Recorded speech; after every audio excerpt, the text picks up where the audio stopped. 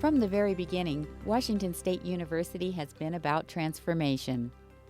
Transformation is a big word in the sense that it really does mean substantive and permanent change. And in this case, it means progress. It means building on the strength of the past to provide the excellence for the future. Today, WSU stands proudly as we continue to transform lives and ultimately our world. One key to change at the university is volunteerism. The WSU Foundation is pleased to honor a leader who has helped move Washington State University forward through his volunteer efforts, a leader in the tradition of Weldon B. Hoot Gibson.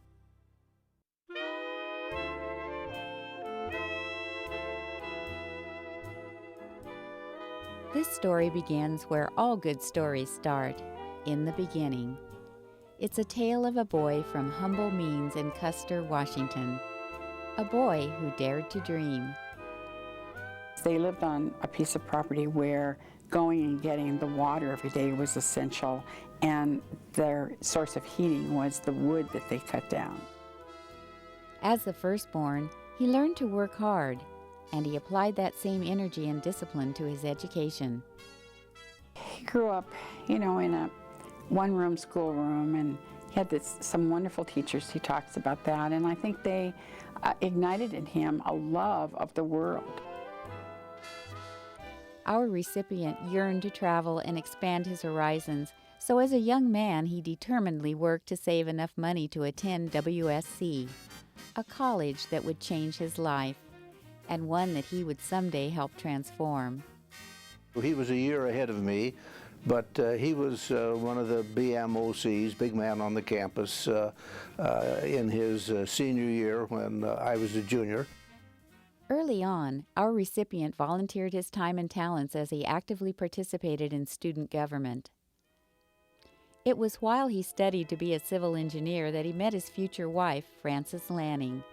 But because of World War II, they both enlisted in the military to serve their country. Then the couple married shortly after the end of the war. Together they raised their sons, Terry and John. Our recipient continued his Navy career for over 30 years, spanning World War II through Vietnam.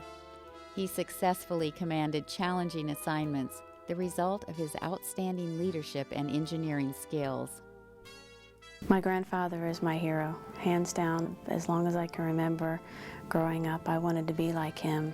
The qualities that are embodied within him, all the men in the Dillon family are very strong. They're intelligent, they're resourceful, they're kind, they're humble, and my grandfather's the leader of the pack. His impressive abilities took Jack from Rear Admiral in the Navy to the Senior Vice President for Bechtel Corporation. There, his childhood dream to travel was realized as he managed extensive engineering projects worldwide. It was during his tenure at Bechtel that he was called upon to serve his alma mater on the WSU Visiting Committee and later as its trustee and vice chair. He took a lot of notes and he did something with them, which is a little unusual in these days, but he kept minutes, his own minutes of the meetings then, and then he wrote reports, and they were very helpful, and they were often critical, and should have been, because we were a committee that was trying to find its way.